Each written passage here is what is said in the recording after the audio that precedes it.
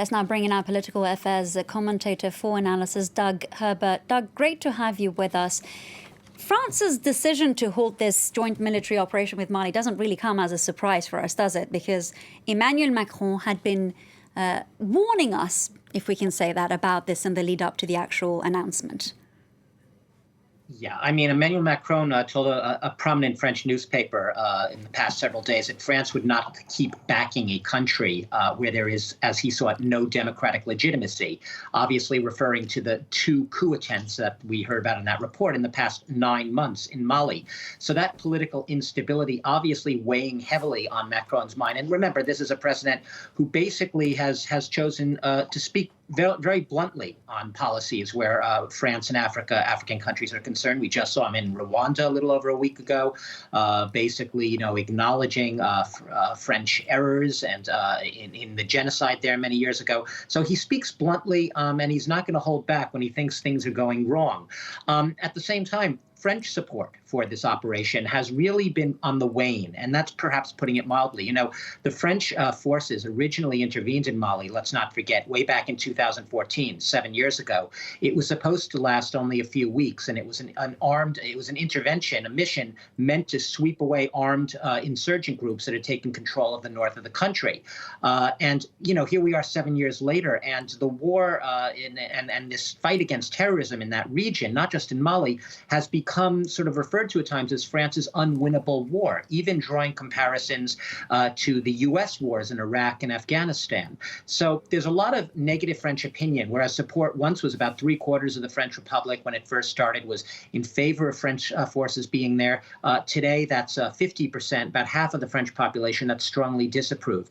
So there's a sense of, the French forces have been there. They've lost since 2013, 50 or more French soldiers. There's been a lot of disunity and instability and corruption and bad governance across the region. And this has obviously eroded France's will to just stay on and fight indefinitely. That doesn't mean France is pulling its troops out. They're still there, but these operations are suspended. And this is really a warning shot, in a sense, to the regional leaders, not just in Mali, to really get their act together, get their political act in order as well, if they expect France to continue to stand by their side.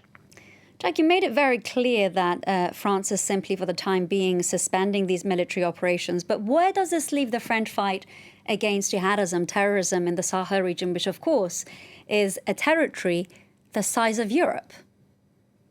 Yeah, it's vast terrain. It is hostile terrain. It is the size of Europe. And you have, I say 5,100 French forces are there, right? That's already doesn't sound like too much. But when you think of how far out, how thinly spread they are, covering such a vast territory. Look, the problem is this. It's not just a vast territory, but the Sahel is a region that is known to be, it's deeply impoverished. It's marred by very poor political governance. In vast pockets and swathes of the region, there's really little to no security or policing to be seen. And perhaps above all, the problem is the approach with a lot of the French operation and this sort of desire to draw other European countries in to try to have others cooperate in this fight against terrorism is that, that hasn't been working out too well. There's still no broad, cohesive policy of international cooperation across the region. And it's been very hard to really get the local forces up to muster, in a sense, to raise them to a level of competence where the public trusts them, because there's very little public support for these operations right now, especially with the French at their side. There's actually been a lot of local politicians calling for the French troops to pull out. So you put all of that together, and it's a very challenging equation for France. This is a region, meanwhile, where, yes, those jihadist groups,